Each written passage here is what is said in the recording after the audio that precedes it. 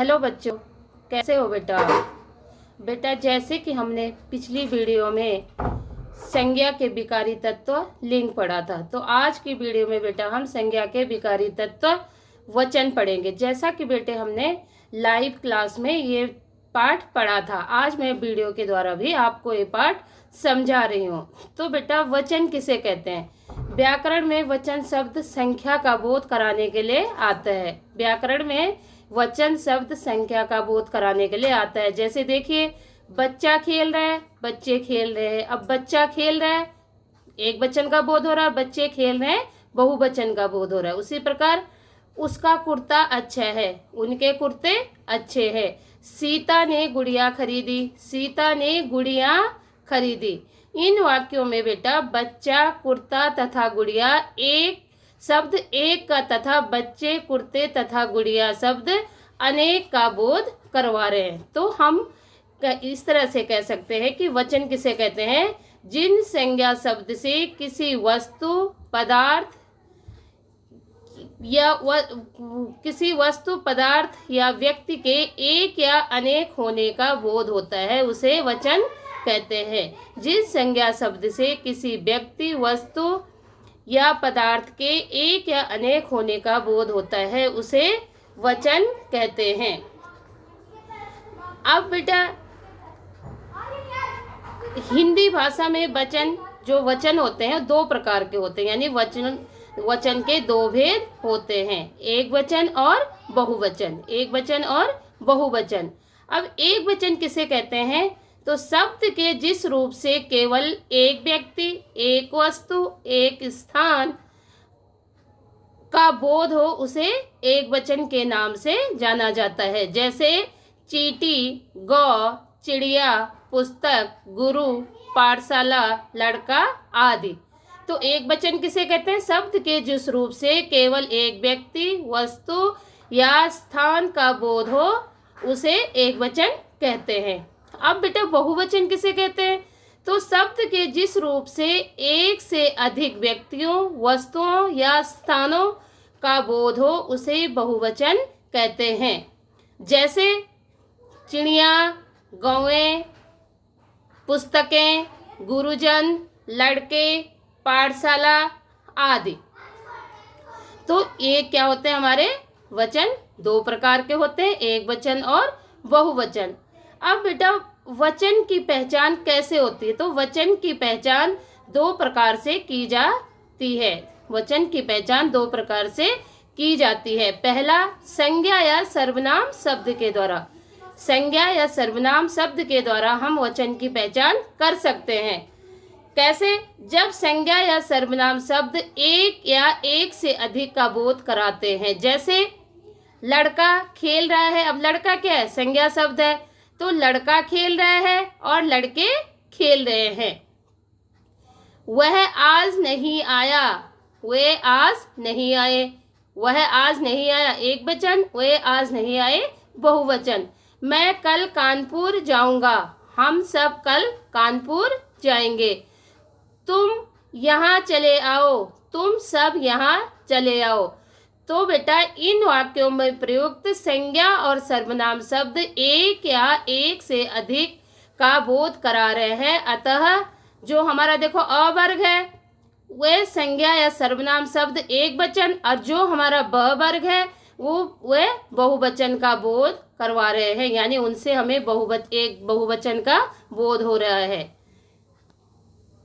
तो इस तरह से किससे? संज्ञा और सर्वनाम शब्दों से हम वचन की पहचान करते हैं। दूसरा बेटा क्रिया के द्वारा। क्रिया के द्वारा वचन की पहचान की जाती है। कुछ संज्ञा शब्द ऐसे होते हैं जिनका एक वचन तथा बहुवचन रूप एक होता है। कुछ संज्ञा शब्द ऐसे होते हैं जिनका एक वचन और बहुवचन रूप एक जैसा होता है।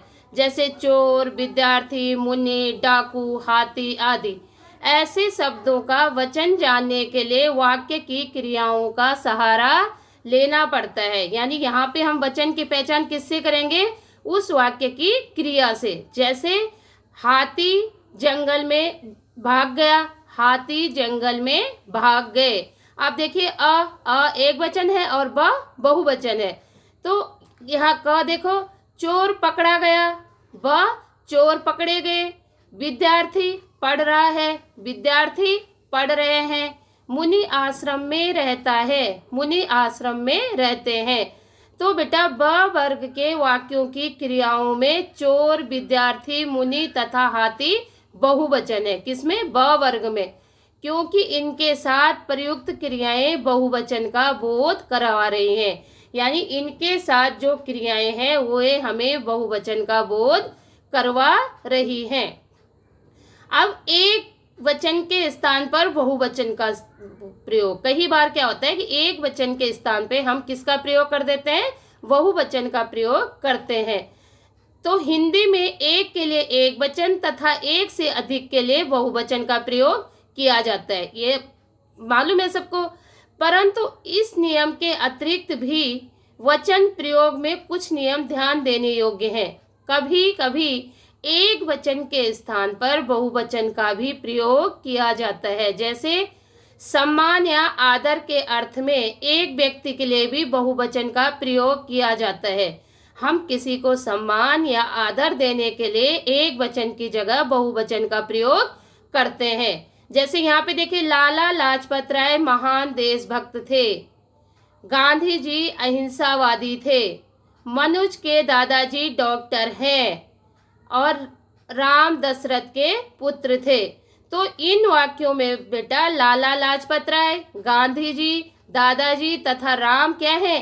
एक वचन संज्ञाएं हैं, परंतु सम्मान या आदर के अर्थ में इनके लिए हैं, थे जैसे बहुवचन सूचक क्रियाओं का प्रयोग किया है।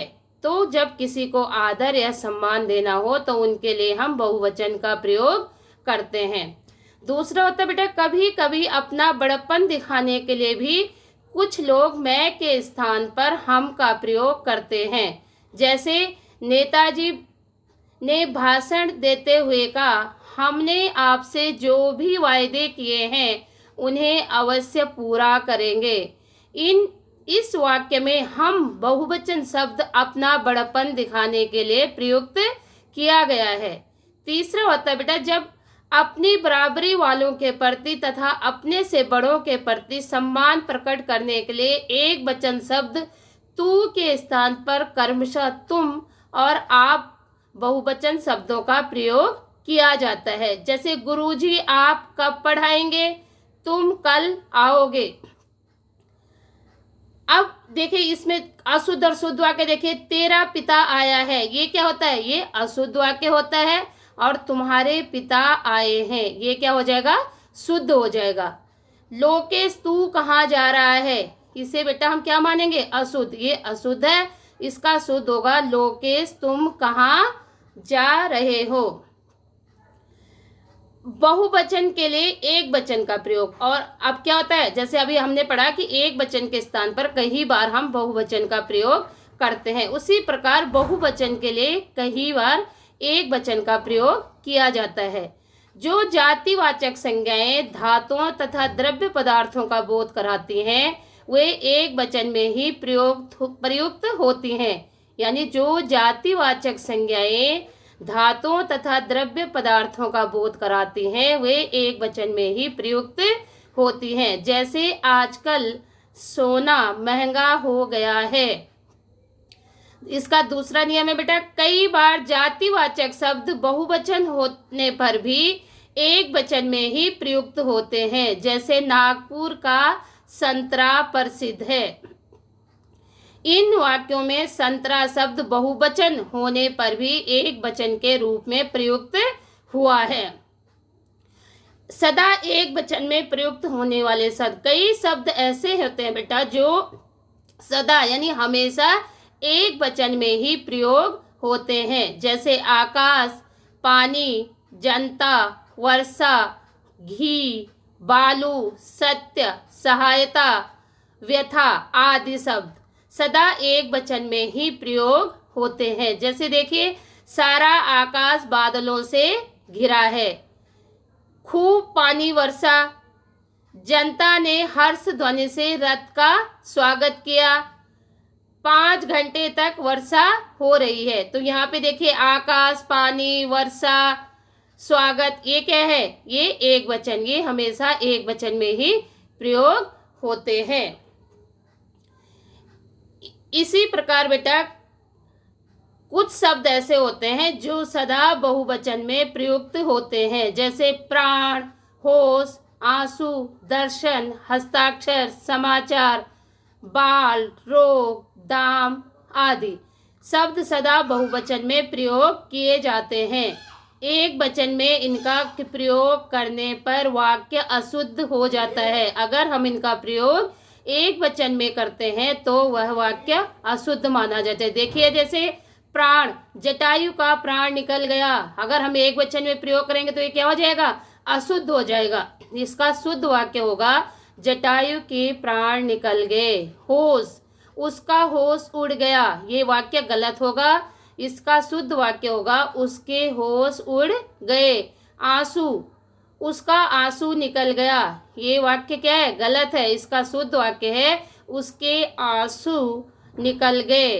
दर्शन, मैं आपका दर्शन करने आया था, मैं आपके दर्शन करने आया था, ये शुद्ध वाक्य है। तो बेटा आपको ये वीडियो अच्छे से देखनी है, समझनी है और पाठ को अच्छे से पढ़ना है और अपना अभ्यास कार्य पूरा करना है। धन्यवाद बेटा।